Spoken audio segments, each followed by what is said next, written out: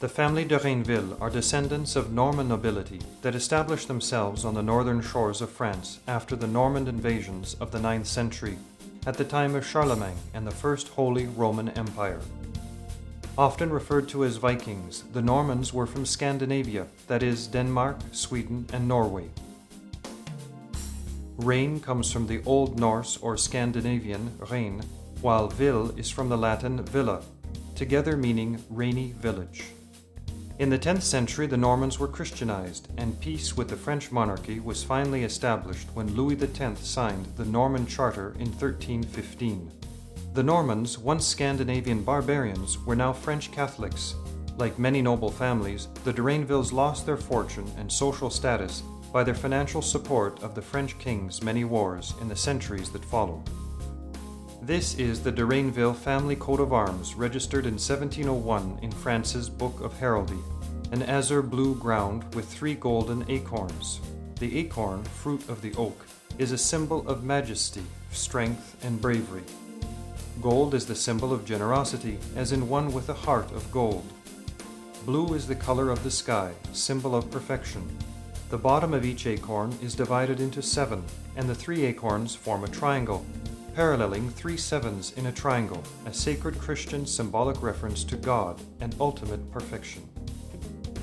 Our ancestors came from Tuc, a town of 200 inhabitants situated in the department of Calvados, Normandy, in northern France. 170 kilometers northwest of Paris and 120 kilometers from the English coast, Tuc was inhabited by the Romans 2,000 years ago and was once an important seaport up until the arrival of the railway in 1863. Of special interest is that William the Conqueror had a castle in Tuc. William the Conqueror was crowned King of England in 1066 after defeating the Anglo-Saxon King Harold II in the Battle of Hastings. All British monarchs are related to William the Conqueror. His castle was replaced by the Château de Bonneville-sur-Tuc in the 12th century. Our ancestor, Paul de Rainville, was born in Tuc in 1619, son of Jean de Rainville and Jeanne Bréchette. He married Roline Poet in 1638 in St. Thomas Church.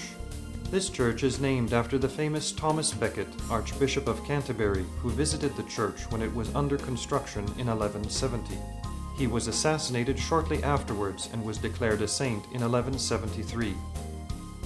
Paul de Rainville left Tuc for New France in 1652 at the beginning of Louis XIV's reign.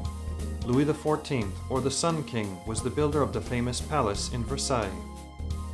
Why would anyone want to leave France for the new continent?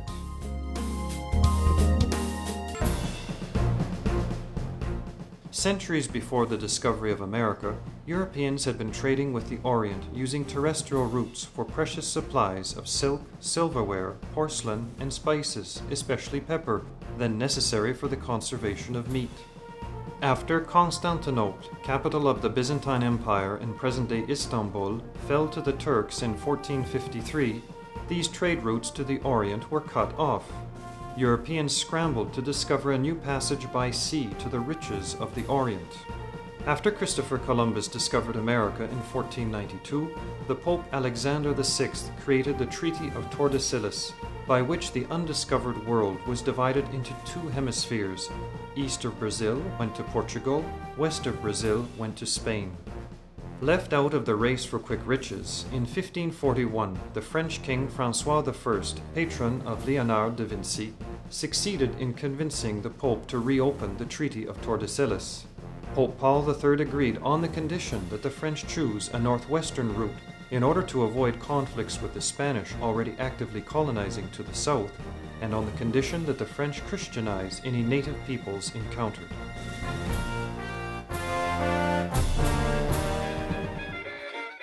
Jacques Cartier made the first unsuccessful attempt at colonizing New France in 1542. When news reached the king of the severe winters, the absence of both gold and a route to China, French enthusiasm for New France quickly waned. While fishing and whaling continued off the east coast, it was the lucrative fur industry that rekindled interest in colonization. The fur industry, with a profit margin of 1,500%, was driven by the French hat industry, desirous of the high-grade felt made from the underwool of beaver pelts. Samuel de Champlain established Quebec City in 1608. Today, Old Quebec City is one of Canada's most celebrated tourist attractions. It is the home of North America's first cathedral, Notre-Dame de Quebec. Immaculately conserved, Old Quebec City offers tourists a unique window into the past.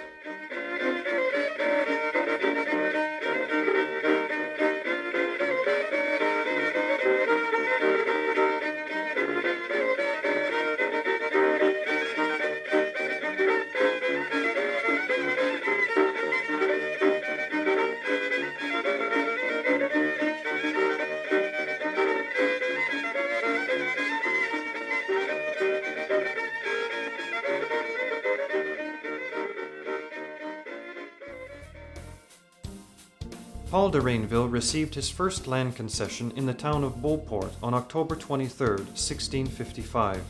It is on the land of our ancestor that the Beauport City Hall is built.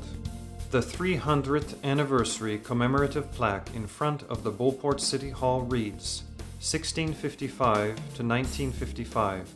It is on this land that the first home of Monsieur Paul de Rainville was built after arriving in the country in 1655.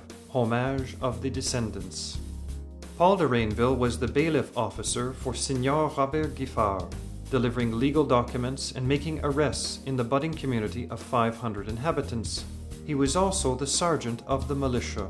Because of his important administrative position, his signature can be found on many legal documents of the day. Notice that he used the Latin villa and added a design after his signature, a sign of sophistication at a time when most people had difficulty writing their name. In the 1681 census, our ancestor possessed a gun and 6 arpents of land in value. In 1660, Paul de Rainville's oldest daughter, Mary, married another immigrant from Tuc, Nicolas Belanger. They had 12 children and lived in this stone house situated on the Avenue Royale in Beauport.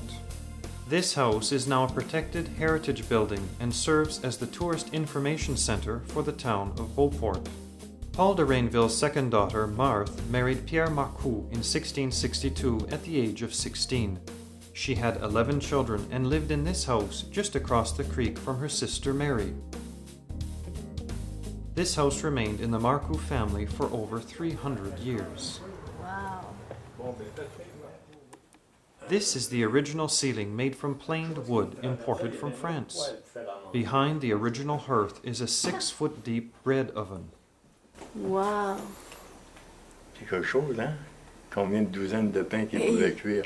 Incroyable. Puis ça, c'était pas là hein, autrefois. Vous avez là, rajouté ça. Là, c'est ma compagne qui aimait ça, s'asseoir là, puis téléphoner, puis chauffer le poêle. Parce qu'on perdait beaucoup de chaleur quand le foyer. Hein, c'est des grandes odeurs. The stone walls are almost a meter thick. There is no wooden frame, and the stone walls themselves support the weight of the roof. The second Canadian generation of the Rainville family from which we descend is that of Paul de Rainville's oldest son, Jean, who married Suzanne Badeau in 1665. This is a photograph of the original Rainville ancestral home built by Jean de Rainville in 1668. It remained in the Rainville family for over 200 years. It is situated at 347 Rue Saint-Joseph, Beauport. The present-day owners are Charles and Cécile Jobin. The original house was torn down shortly after this photograph was taken. The foundation reveals where a meter of stonework was added in order to raise the level of the ground floor. Below this level is the original foundation built by our ancestor Jean de Rainville. Hidden by trees and filled in with stones is the original root cellar.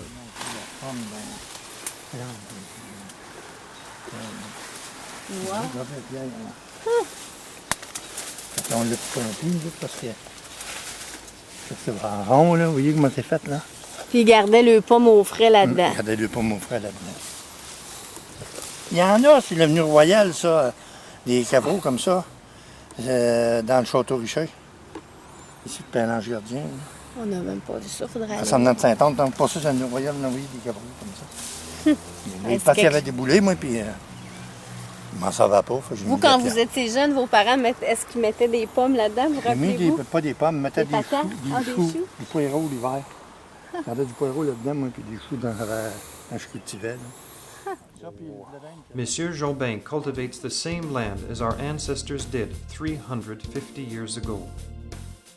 The third Canadian generation of the Rainville family from which we descend is that of Jean de Rainville and Marguerite Vallée, married in Beauport on January 30th, 1690.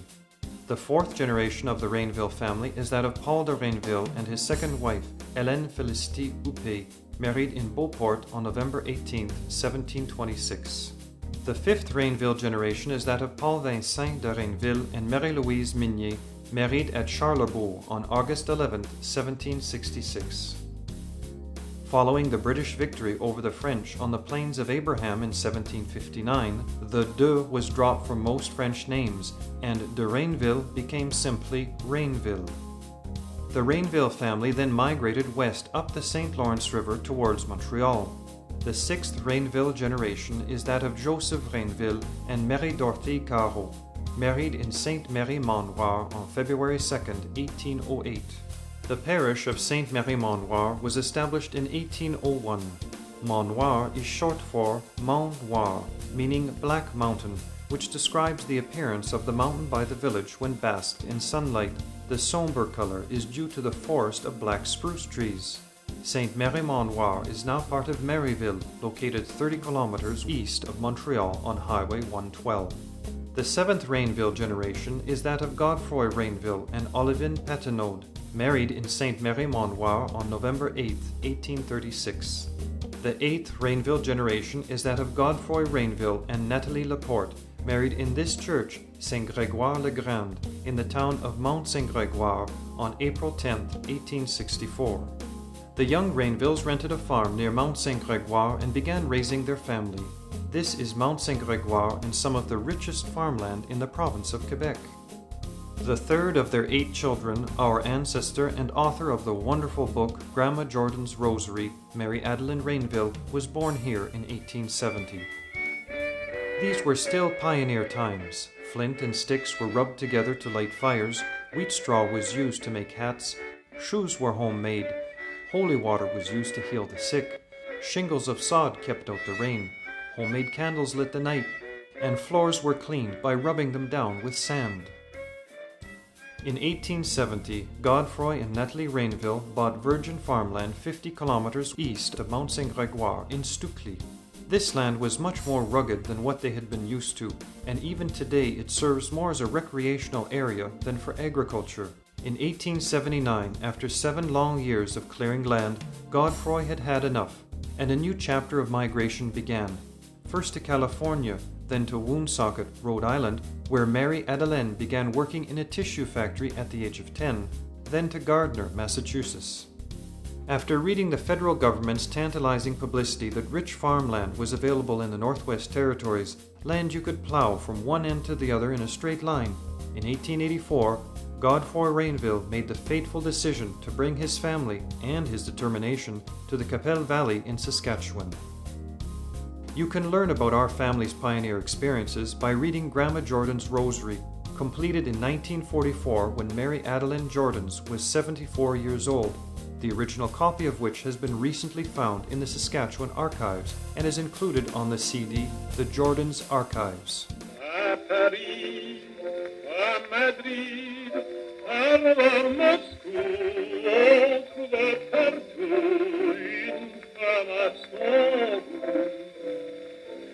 Oui, mais la plus jolie, pourquoi le cacher? C'est à Vienne que l'on vient la chercher. Pourquoi partir, quitter ces frais ombrages? Auprès de moi, tu n'es donc plus heureux. Souviens-toi que le soir sous le feuillage, sur ton beau front, je cueillais des baisers. Dis-moi pourquoi fuir ces instants suprêmes où nos deux cœurs se parlent.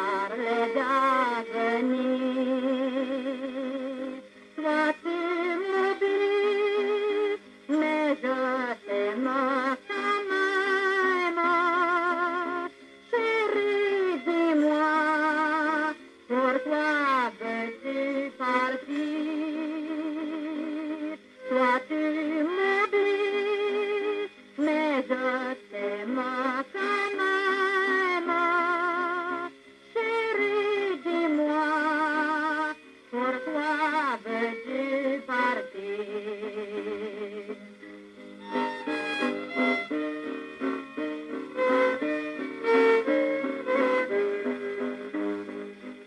Ne crains-tu pas de briser cette chaîne qui m'unissait à ton cœur pour toujours? Ne crains pas que les flots qui t'entraînent te fassent hélas oublier nos amours. Chérie, je t'aime, je vis dans l'espérance, vivre sans toi, je préfère mourir. Arrête encore, pitié pour ma souffrance. Chérie, dis-moi que tu ne veux plus partir. Arrête